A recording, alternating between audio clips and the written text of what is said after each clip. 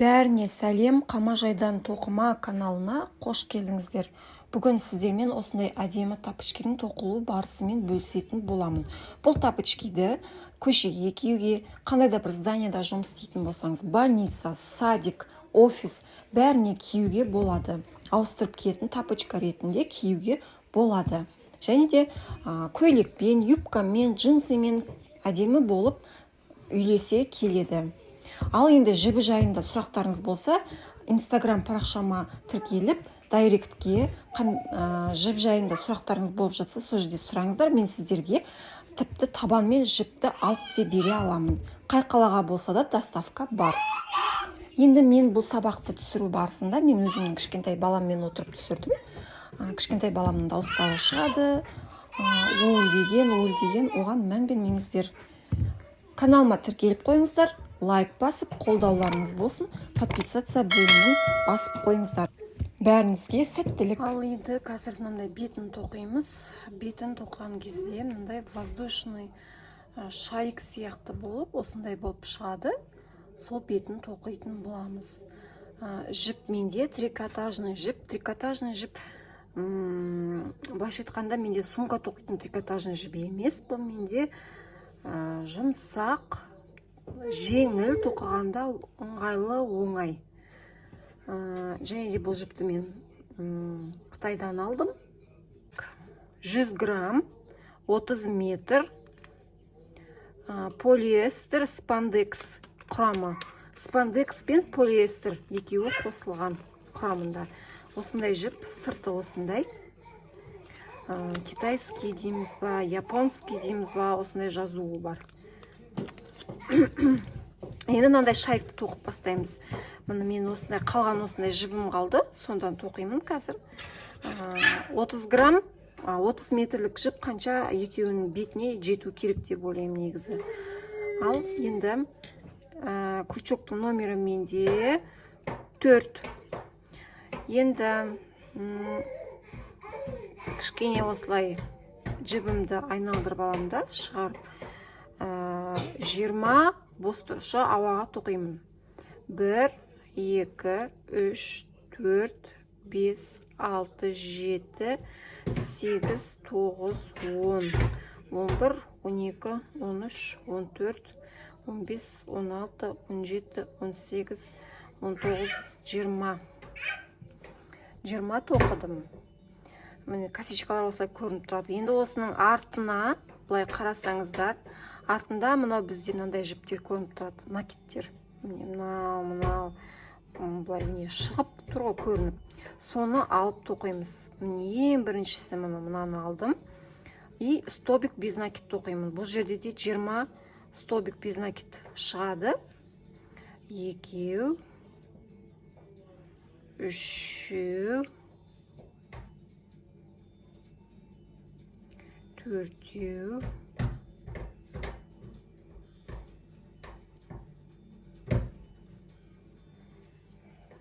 Мұны қараңыздар, мен қазір 19-шысын тоқыдым, 20-шысы менде міне мынау. Мынау соңғысы осы. 20 болады осы мен. Таппай жүрмеңіздер деп көрсету үшін камераны қостым. Енді келесі қатар біз шариктерін тоқып бастаймыз.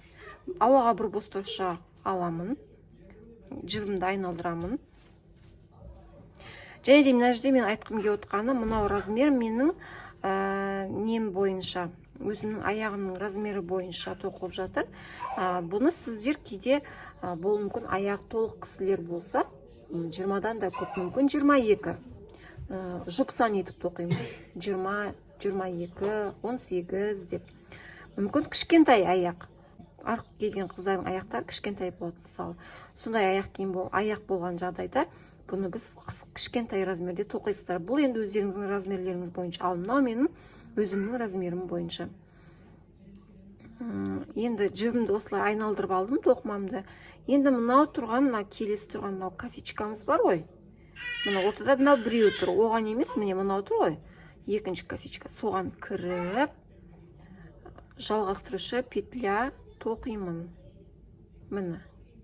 Жалғастырушы петля тоқыдым. Енді крючокты жіпке айналдырып алып, келесі косичкаға кіріп, осылай жіпті айналдырып іліп алып шығардым. Сонда менде міне крючокта 3 жіп болды. Сосын мынау ең бірінші жіптен мына крючокқа жалғастырып тоқитын жіпті іліп аламын да, мынау ең бірінші накид жіптен, мына жіптен шығарып аламын, крючоктағы жіптен шығарып аламын. Сонымен 3 болды, иә. Енді тағы да крючокты жіпке айналдырамын да, қайтадан сол жаңағы косичканың ішіне кіремін. Кірдім. Енді крючокта 5 жіп. 1, 2, 3, 4, 5. Сосын тағы да крючокты жалғастырушы жібімді іліп аламын да, осы 5-нен бірақ шығарамын. Сосын мына жерде қасымызда міне келесі косичка тұр ғой, міне қасымызда міне мынау. Соған кіремін да, жалғастырушы петля тоқып аяқтаймын. Міне, көрдіңіздер ме? Бізде осындай домалақ болып шығады. Келесі тағы да крючокты жіпке айналдырамын. Мынау тұрған косичкаға кіремін, петляға. Осылай крючокта 3 жіп, 1-нен ғана алып өткіземін. Әлі 3 жіп, сосын тағы да айналдырамын да, жаңағы косичкаға, жаңағы петляға қайтадан кіремін. Сонымен менде 1, 2, 3, 4, 5. Сосын тағы да айналдырып аламын да, іліп алып шығарамын. Сосын келесі петляға кіріп, жалғастырушы петля, жалғастырушы етіп тоқимын. Міне, ешқандай қиыны жоқ. Келесіге кіремін, 3-нен 3 болады, 1-сінен ғана аламын, тағы да айналдырамын да, қайтадан сол петляға кіремін. Сосын 5 болады, сол 5-нен бірақ алып шығамын. Сосын келесі петляға кіріп, жалғастырушы петля тоқимын. Міне, осындай болып біздің сонда шариктеріміз, воздушный шариктеріміз шығады. Осындай болып, әдемі болып. Аяғына дейін өзіміз тоқимыз. Сосын аяқ жағына келген кезінде көрсетіп жіберемін. Аяқ жағы бізде осылай мынандай жалғастырушы петлямен аяқталады. Мына жағына дейін тоқимыз өзіміз. Міне қыздар, қараңыздар, мен келіп қалдым. Мына жерде қазір аяқтауға жақында қалдым. 2 петля тұр менде, міне. 2 петля. Осы 2 петляға кіремін. Жаңағыдай воздушный петляны тоқимын. Воздушный шаригімізді тоқимын. Сосын мына уже ең соңғы жағында міне мынау көрініп тұр біздің косичкамыз. Міне осыған кіріп, жалғастырушы петляны осында тоқимын.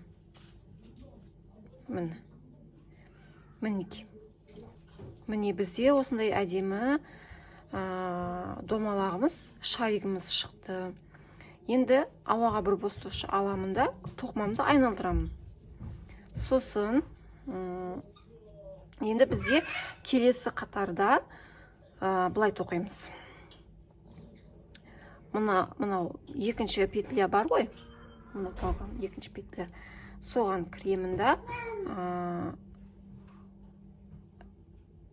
столбик без накид тоқимын. Келесі жалғастырушы петля болады. Одан кейін келесі столбик без накид. Келесі жалғастырушы петля. Столбик без накид. Жалғастырушы петля. Осылай аяғына дейін тоқимыз. Енді мен камераны өшірмеймін. Аяғына дейін осылай сіздермен бірге тоқитын болып отырмын.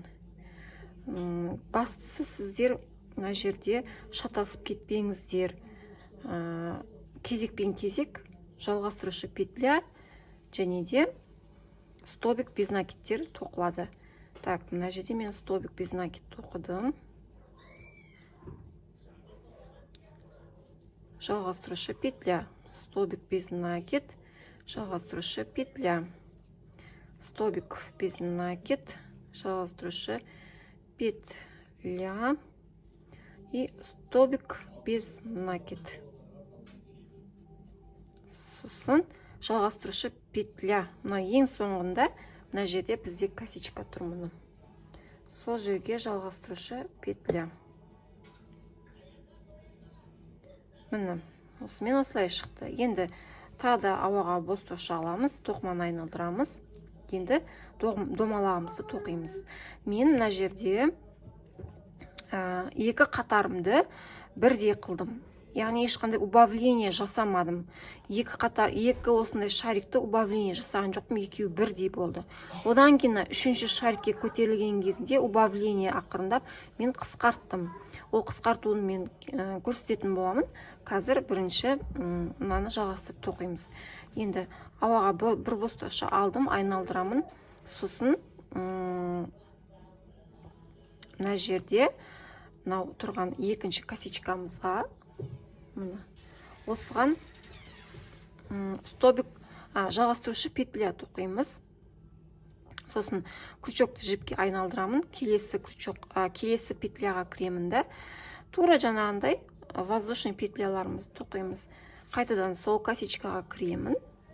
5 жіп болды крючокты. Айналдырып алдым да, бесеуінен бірақ шығардым. Сосын мына жердегі келесі крючокқа кіріп, жалғастырушы петля тоқыдым. Тағы да крючогымды жіпке айналдырдым.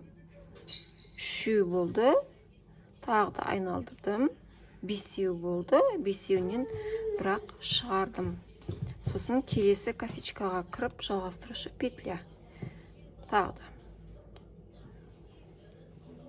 3 жіп айналдырып алып келіп, ең біріншісінен алып шығардым. Одан кейін тағы да айналдырдым да, қайтадан сол жаңағы косичкаға кірдім.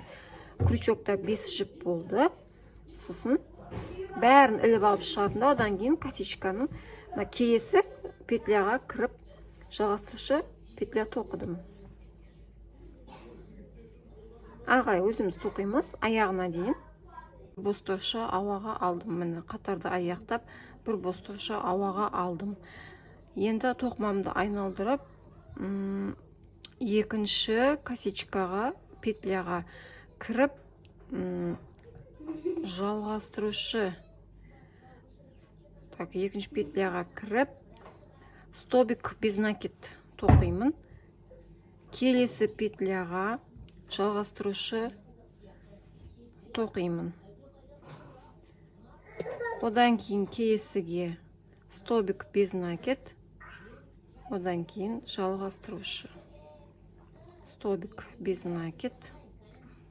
Жалғастырушы.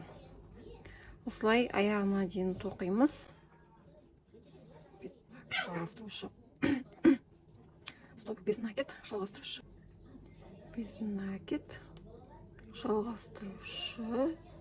И мынау соңғы без накид. Енді ауаға бос тоқша аламын, тоқымамды айналдырамын. Келесі қатардан бастап біз мынау немізді қысқартып бастаймыз. Убавка жасаймыз.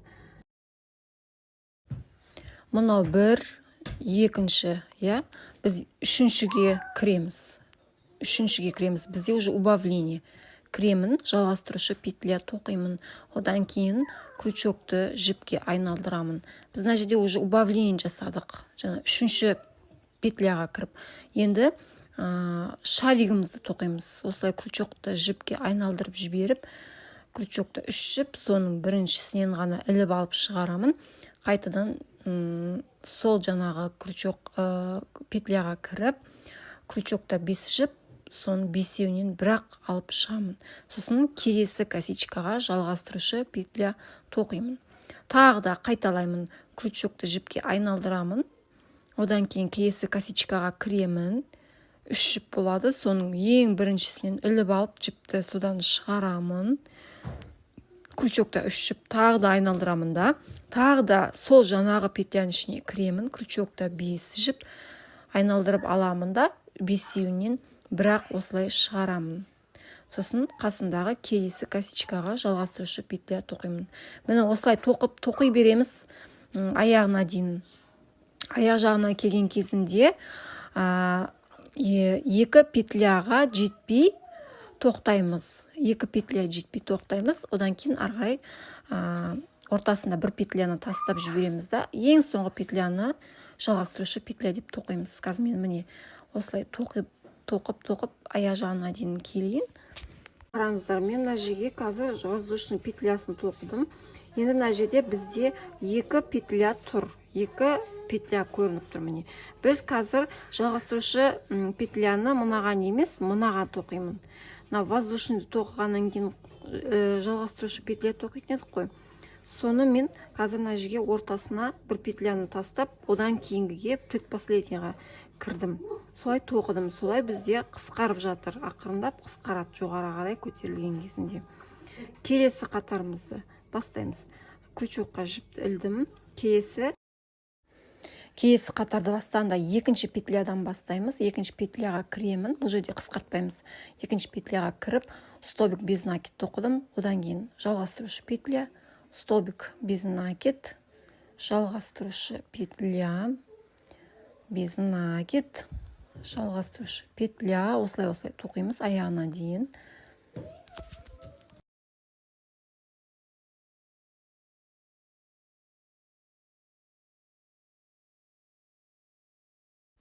Міне мен соңғы петляны тоқимын. Жалғастырушы петлямен аяқталды. Енді келесі қатарға көтерілеміз. Крючокты жіпке айналдырып, бір босташа жоғарыға тоқыдым. Тоқымамызды айналдырамыз. Одан кейін мына жерде 1, одан кейін 2, үшінші косичкаға кіреміз.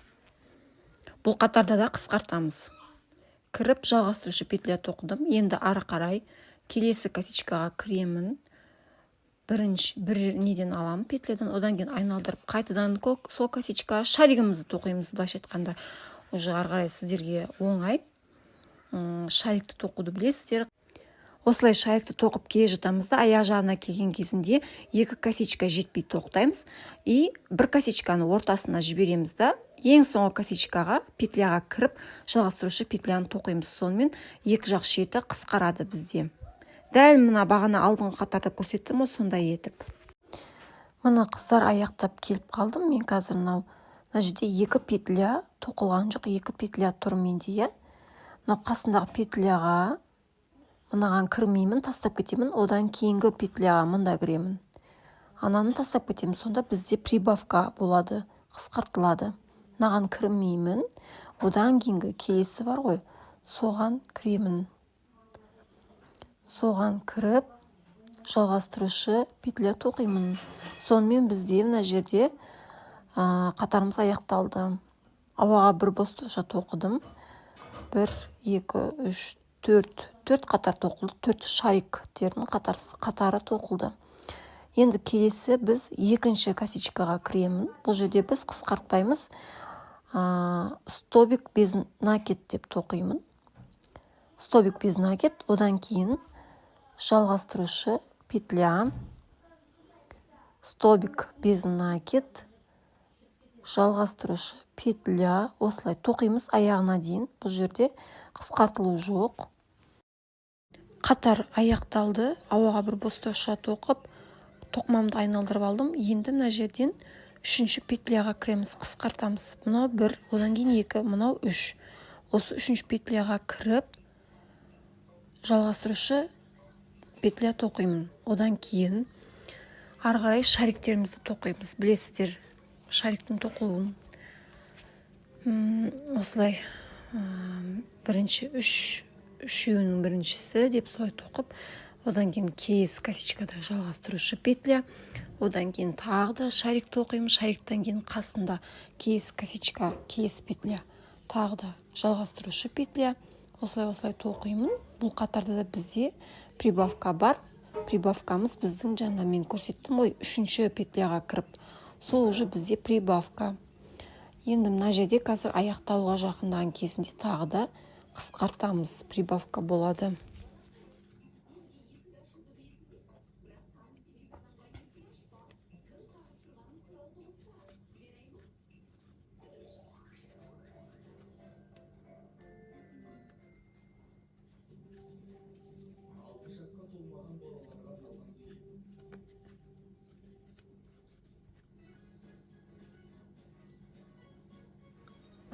Міне келіп қалдым. Міне қараңыздар, мына жерде мынаған емес, мына ең соңғы петляға кремінді жалғастырушы петля етіп аяқтаймын. Міне бізде осындай табанымыздың үсті шығады. 1, 2, 3, 4, 5 қатар шарик домалағымыз шықты. Ауаға бір бос-босша тоқып жібердім да, енді біз ары қарай тағы да бір қатарымызды осылай тоқып жібереміз. Жаңағыдай без накид жалғастырушы петля, без накид жалғастырушы петля деп сонымен біз аяқтаймыз. Біздің мынау табанымыздың үсті сонымен дайын болады. Енді авязка тоқуымыз керек болады. Мынау неге табанымыздың жан-жағын, шеттерін, 4 бұрышын авязка тоқу керек болады. Менің бір көзім жеткен нәрсе, бұл жерге міндетті түрде авязка тоқымай қоса да болады екен. Өйткені авязка тоқса кішкене үлкендеу, кеңдеу болып қалуы мүмкін. Мынау косичкалары, сосын мынандай орталары, өз тесіктері дәу болып көрініп тұрады. Сол тесіктеріне кіріп, столбик без накид тоқып, авязка тоқимыз. Енді сіздердің жіптеріңіз кейде болуы мүмкін. Жіңішке жіп, сондай кезінде авязка тоқсаңыздар болады. Мен бірақ кішкене толықтау жіп болғандықтан мен тоқмадым. Но бірақ сіздерге сонда да жаңағы авязканың тоқу тәсілдерін көрсетіп жатырмын. Сіздерге түсініксіз болып қалмасын деп. Мына жерде өзі тесіктеріміз көрініп тұрады. Кәдімгідей дәу-дәу болып көрініп тұрады. Сол жерлерге столбик без накид тоқып шығасыздар. Ал астыңғы жағына келген кезінде, ұзын жағына келген кезінде косичкалардың өздері көрініп тұрады. Сол жерлерге кіріп тоқып шығасыздар. Бірақ мен бұл жерде авязка тоқымаймын. Мен сіздерге авязканың тоқылу түрін көрсетіп жатырмын. Но бірақ мен авязка тоқымай тапочкамның үстін қосатын боламын.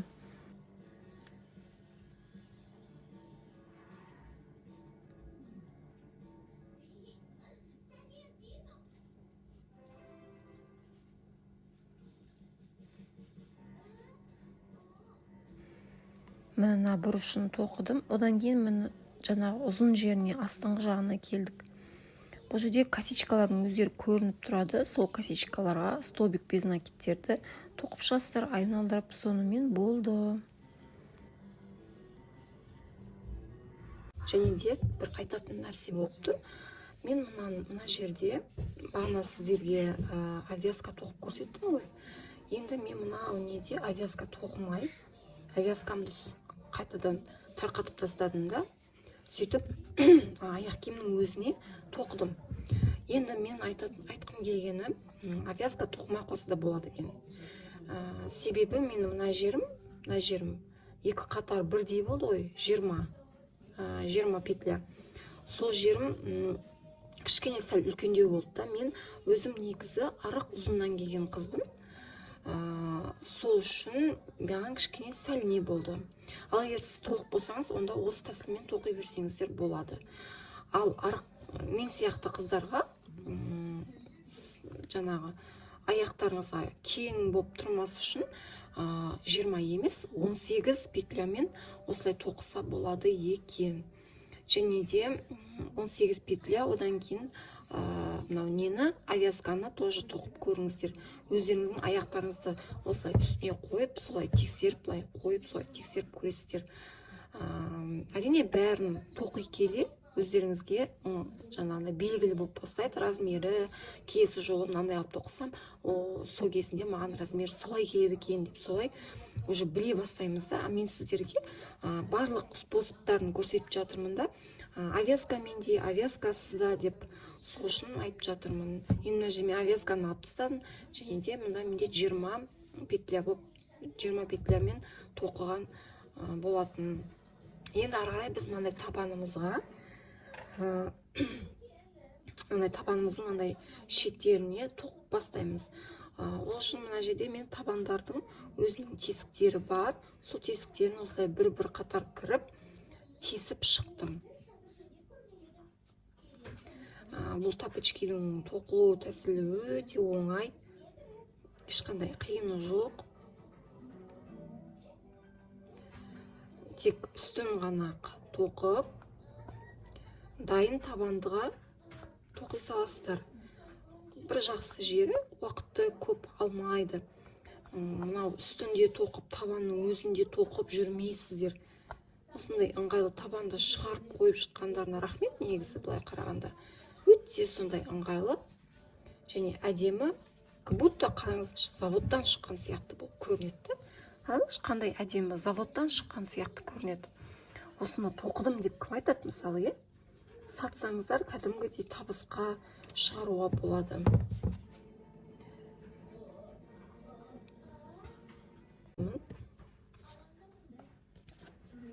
Бірінші мына жағын тоқи. Тоққан кезде ішке қаратып тоқимыз мынау нелерін. Мынау менде қалған жіп, кішкене бағана кескен кезінде, артық қалған кезінде, содан қалған жіптерімді осы жеріне тоқып тастайын деп жатырмын.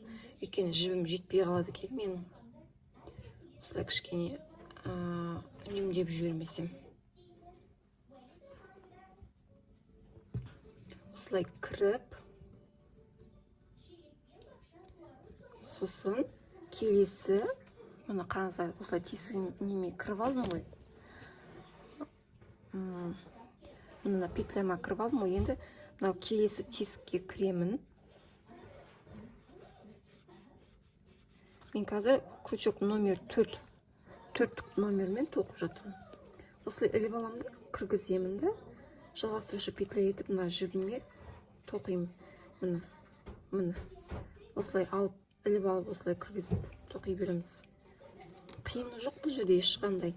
Қазір үстін тоқимыз, сол үстін тоққан кезінде де ешқандай қиыны жоқ.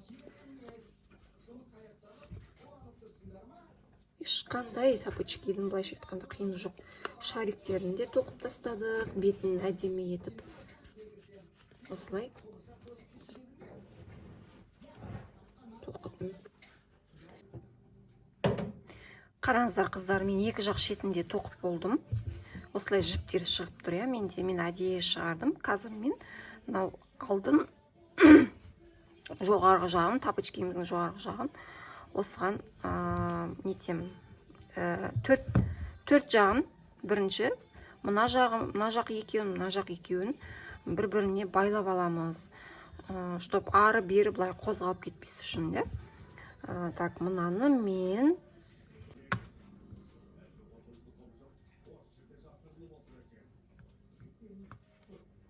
мына жердегі тесігімізге қайта бір кіргізіп жіберем.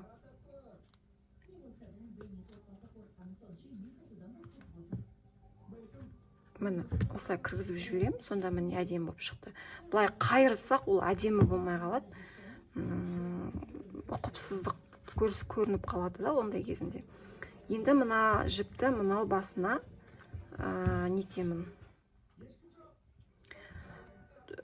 Қалайтсам болады. Бірінші байлап аламын да. Осылай байлап аламын. Мүмкін болса, мына екеуін бірге өстіп байлап жіберемін.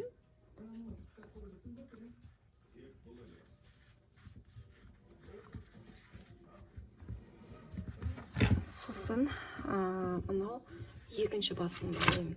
Екінші басын мынау бас жағындағы, мынау ең бірінші тұрған не тұр ғой.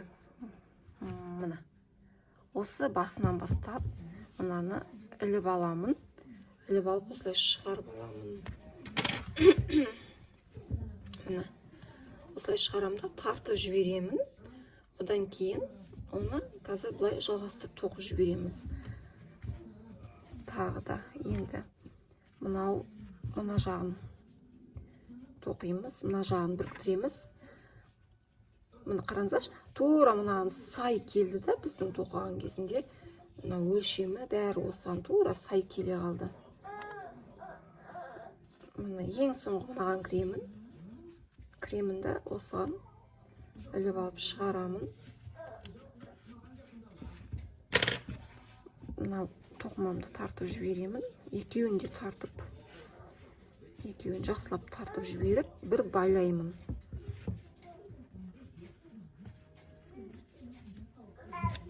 Мінекей жақсылап бір байлап алдым. Енді мына жағын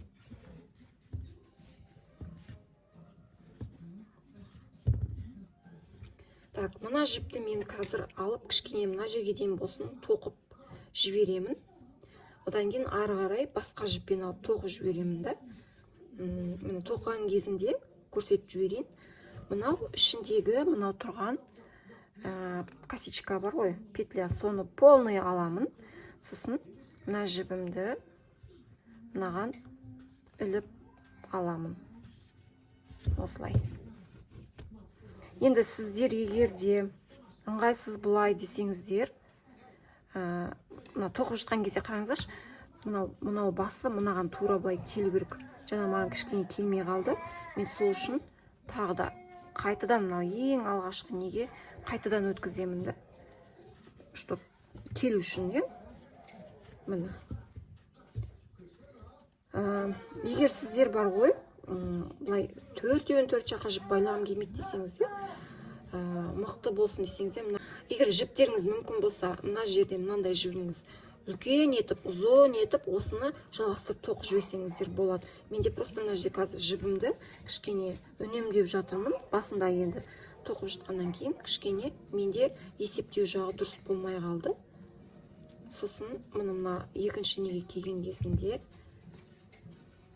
мынау петляға кірдім да, мына жердегі петляны аламын.